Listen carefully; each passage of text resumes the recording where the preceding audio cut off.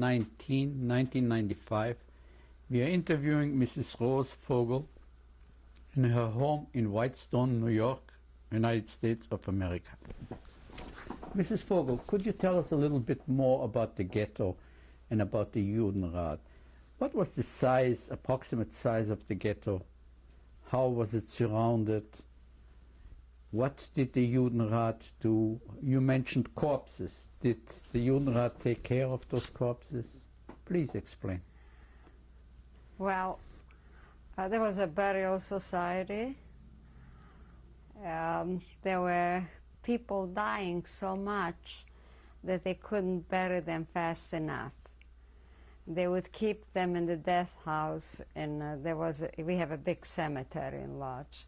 So they kept them there until the next case, until they were able to dig the graves. There's a very important thing that I would like to mention. During the Sperre, the orders were to empty the hospitals. People who were in the hospitals, and there was an announcement put out in the streets. All the old people and the children and the sick have to report. Well, it was obvious that you don't report for work sick and old and children. However, Rumkowski, who was the president, came to our factory and he spoke to the people, and I will never forget it. He said, "Please help me. Give me your children. Give me your children so that you can survive." Now that I am old and I have children of my own, I understand it better what a horrible thing he said to a parent. Give me your child so that you can survive. Now, what mother would give away a child? This was his way. He explained that if we give away the sick and the children, the old, that chances are that we will survive. But it's beyond understanding. This is something you cannot... So my uncle, who had this child, he lost his mind. And he went into hysteria. He just couldn't cope with it, to give up his child. It's a horrible, horrible thing. And we lived near the hospital. There were 4 hospitals in the ghetto. People who were hospitalized were being taken out. Children, that newborn children, because there was also, in spite of the fact that it was the ghetto and the war, children were being born. So there were newborn children. They didn't even bother to take them down. They threw them out of the window onto the trucks when they fell to their death. It was the most horrible experience that anybody can remember from the ghetto, because it lasted, I think, about a week, but it took away almost half of the population. People were jumping out of the windows. People were committing suicide. Next door neighbor to us, they had a child. They were a German family, a Jewish German family, and they had a young child. So the whole family took cyanide. Rather than give up the child, they all committed suicide. And there were many like that. People just went out of their minds when this happened. It was like the end of the world. And then it subsided. After they had their quota, they needed, I don't know, 40,000, whatever they needed, they took away, and then life went back to where it was. Could you tell me who threw those children out of the windows? Was it the Germans or Polish or any other? You see, we did not have any Polish people in the ghetto. There were no Polish people functioning in the ghetto. They didn't live in the ghetto. We were totally divided. What? There was the ghetto had the government building was in the center of the ghetto, and they had an exit to the outside for the officials to come in. The Germans would come in, and occasionally Rumkowski would be taken out. But we had no, it was completely sealed off. No Polish people came in. But the question is a good one. There was Jewish police who helped along. I don't think they did it willingly. They did it to save their own skin. If they saw somebody jump off the wagon, they tried to catch him and put him back. The Germans were by their side with guns, and shooting was nothing. So rather than fall into the German hands, the Jews were supposed to pave the way, make it more inviting. If we're not so afraid, the German will make it worse for us. That's what Rumkowski kept saying. Let the Jewish police help you. The job was the same. The outcome was the same. It's just that the Jews did it. And unfortunately, the Jewish police had a very nasty job to do. And the Sperre left something which I think everybody who was in the ghetto will never forget it. But after the Sperre, it went back to normal. We went back to work. As a matter of fact, I was promoted. I got a job. The children were not supposed to exist in the ghetto. The ghetto was supposed to be without children, only people who work. But they had an orphanage, and the orphanage had to be employed. Everybody had to be working. So I got a job to run the office in the orphanage. It was supposed to be a factory. The children were producing whatever they did, little things, but they worked.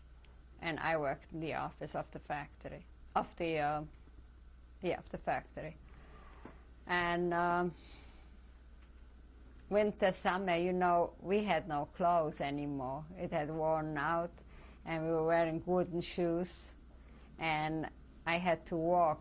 It was far from where I lived. I had to walk up to here in snow in the wooden shoes. And I worked 12 hours. So it wasn't easy with the starvation and everything else. But I think what really kept me going was that we were intact, the whole family. My mother, my father, and my two sisters were by my side. And we helped each other.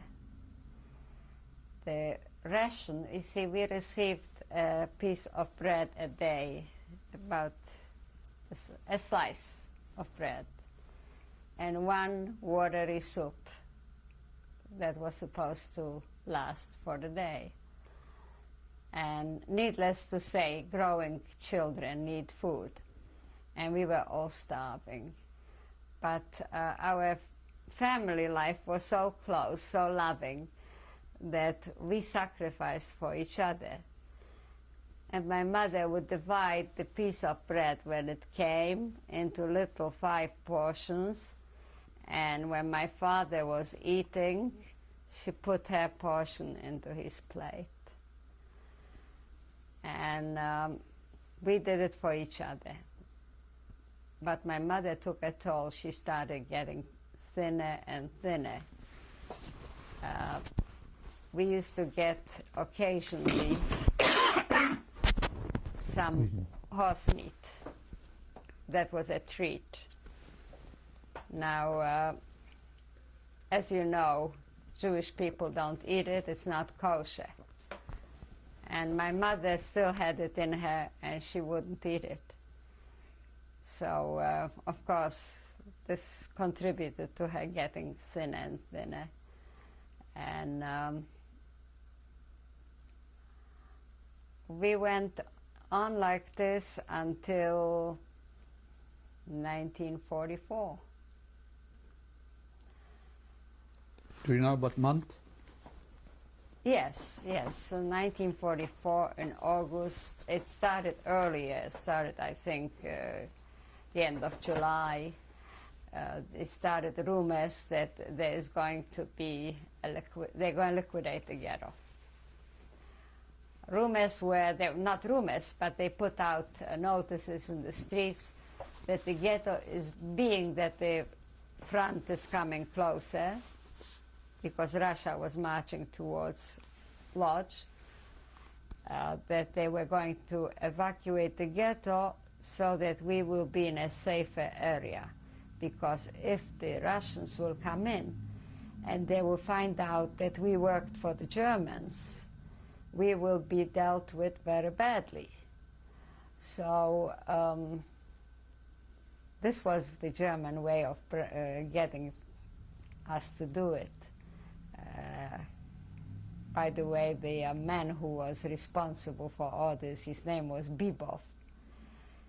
And he went around telling everybody how wonderful it's going to be, that they're going to take us to a working camp, each of us will receive a room, and we'll all have, excuse me, families will be kept together. He emphasized it over and over again. Make sure you stay together. Families have to be together. And when you get onto the trains, stay together. It was very important to stay together, so they would kill us separately. However, when we found out that we had to leave, at first we thought of hiding. But where are you going to hide, and how are you going to survive without food? So the next thing that happened, and I was very proud of myself, because the place I worked formed a bunker. And they said that we would be kept together.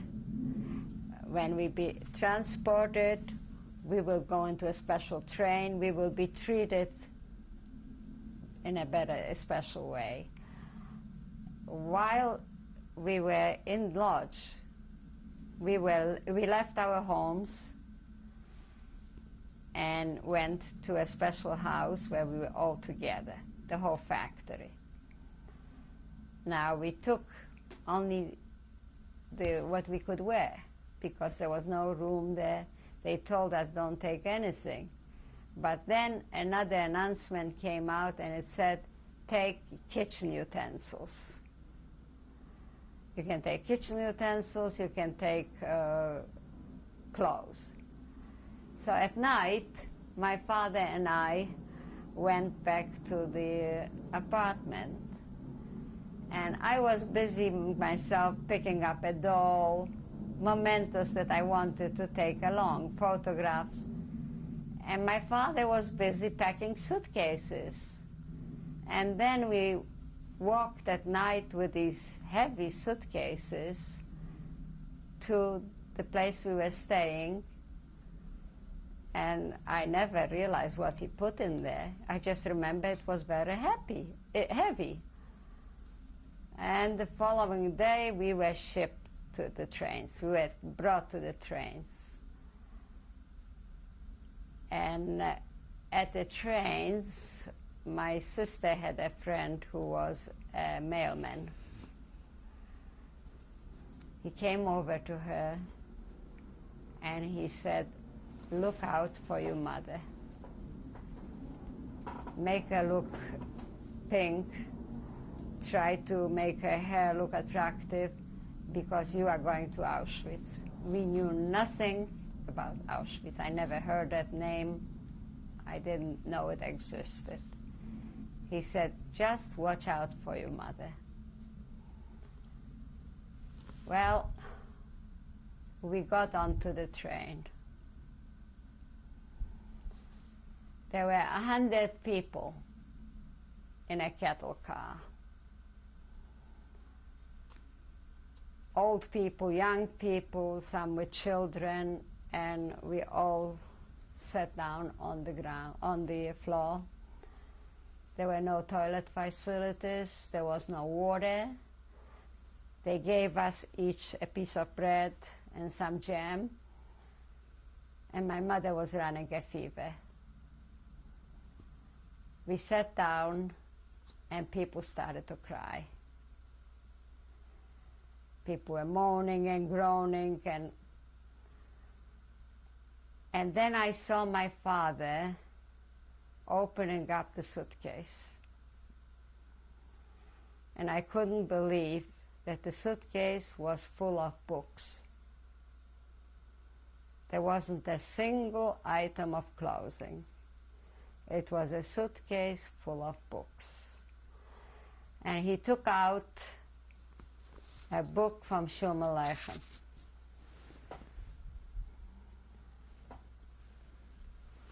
And he looked at it. The next thing he said to the people in the train, we're going to create some kind of a sanitary facility. So he took a bedspread and he hung it across in a corner, and he put down a little pot, and he said, we're going to use this when we need it. And then he said, would you people mind if I read you a story? And people thought he was crazy. But he started to read the story, and one by one, everybody quieted down, and they were all listening to him. It was a funny story. Some people even laughed. But the very idea that he would gather the strength at this time, my admiration for him was so great. I just couldn't believe how he could capture the attention of the people who were doomed. We didn't know where we were going. And we traveled 2 days. The stretch is really about 60 or 80 kilometers, but the train kept stop and go, and again stop and go. And then it was in the afternoon of the following day, or the 2 days after, all of a sudden this train stopped.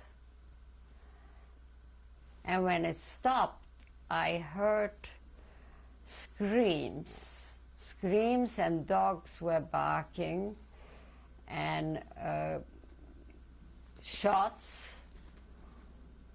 And it happened so fast. They pulled the train, the doors were pulled apart, and they started to call men one side and women the other side. Men one side, women the other side. I didn't even have a chance to say goodbye to my father.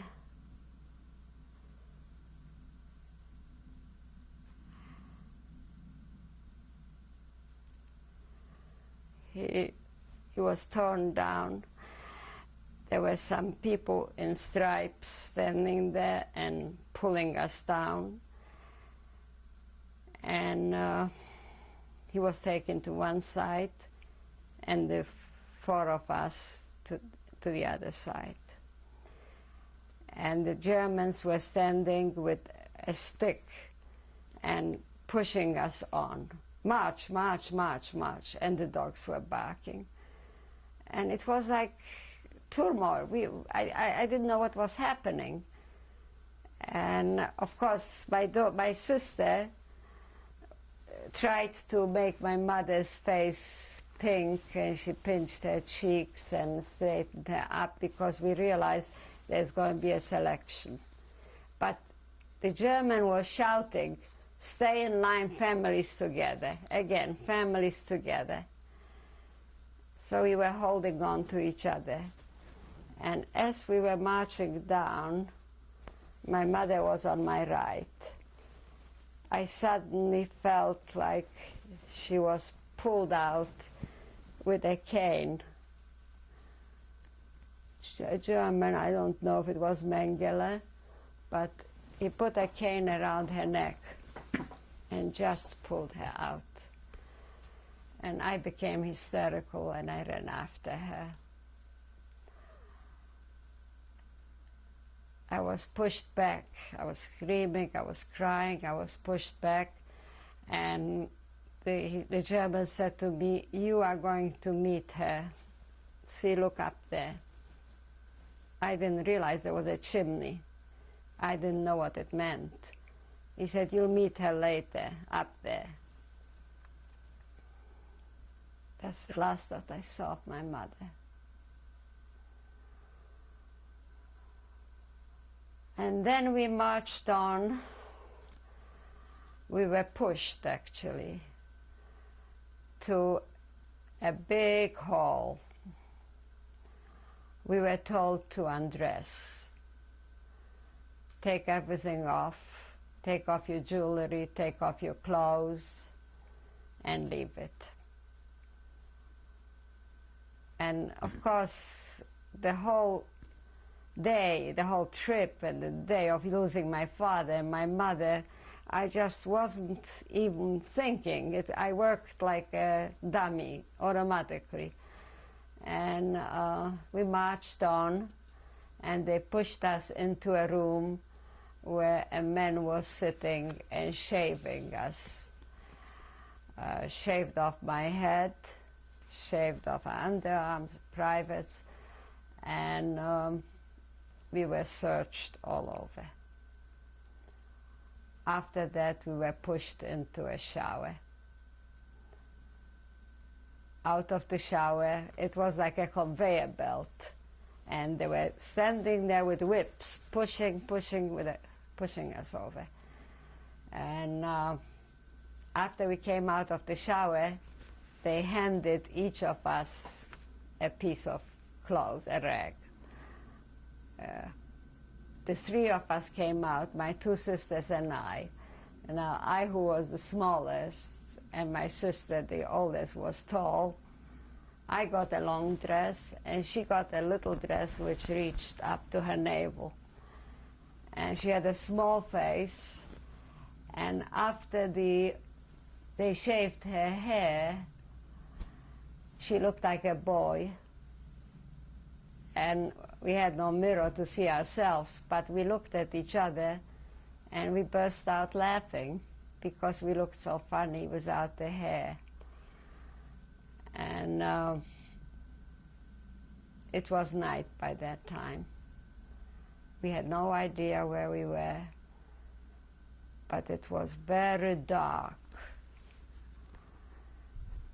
They marched us into the camp. It was Birkenau. We came into a barrack.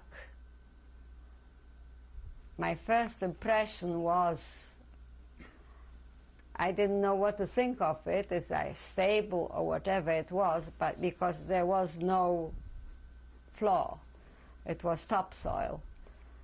And in the middle of the barrack, there was a long oven. It was like a brick long oven. I later on found out that it once was a stable, and it was used for feeding the cattle. And the Stubove, or whatever you call it, the supervisor, capo, got up on top of this oven with a whip in her hand, and she said, "I'm greeting you. You have arrived in Birkenau. I want you to know that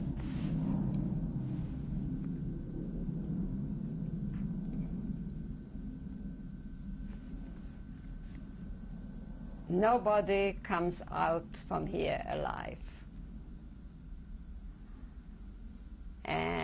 If you will obey my orders, you will survive for a few weeks. But if you don't, she pointed again to the chimney. That's where you will go. And after her speech, she told us to lie down in fives. Now, there wasn't any room for a person to stretch out. So we were one on top of the other. We formed a chain, like 5 in a row. We were maybe 500 people in that barrack. And I fell asleep after this long journey and after all this terrible experience I had the first day, losing my family.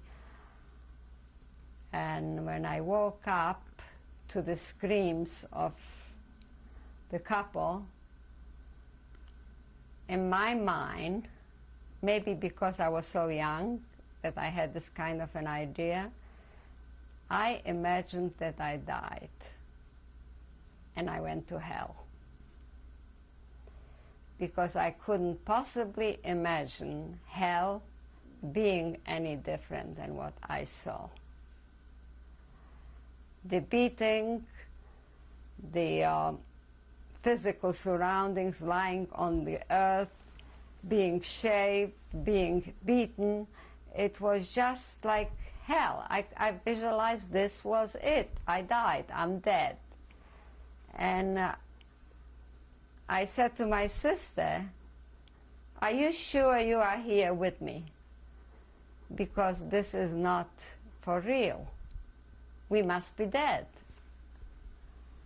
But pretty soon I woke up because she took a pail of water and she spilled it on us. That brought me back to life. Now, as I just said, it appeared to be hell, but it really was hell. We were only permitted to go to the bathroom. We were led like dogs to the toilet once a day. We were awakened in the middle of the night to drink something that was called coffee, or something like water. But they had to wake us to give us this. We didn't get it. The way we received this coffee was, that's why they told us to bring along pots and pans. It was a pot. That pot was meant to last for the 5 people. It was always 5. So the first one took a little sip. The other one took maybe a bigger sip. The third one a little bigger. The last one had nothing left. And the same applied to the soup. We got a soup once a day. It was also given out the same way. We got it in one pot for 5 people. Everybody got a sip. There were no utensils, no spoons or forks. So starvation, plus they tortured us in another way. It was called Zählerpell, which is roll call. And that took place, I think, about 5-6 times a day. We had to stand for an hour. Now, if somebody would fall down or pass out, then everybody had to kneel with their hands up. There was a time when I envied the people who died. There was my friend's mother with us. She was a woman of about 40, and her daughter has been taken away. I felt so sorry for her because she was the mother. She had to do this kneeling with her hands up and the torture with her head shaved. It was just horrible.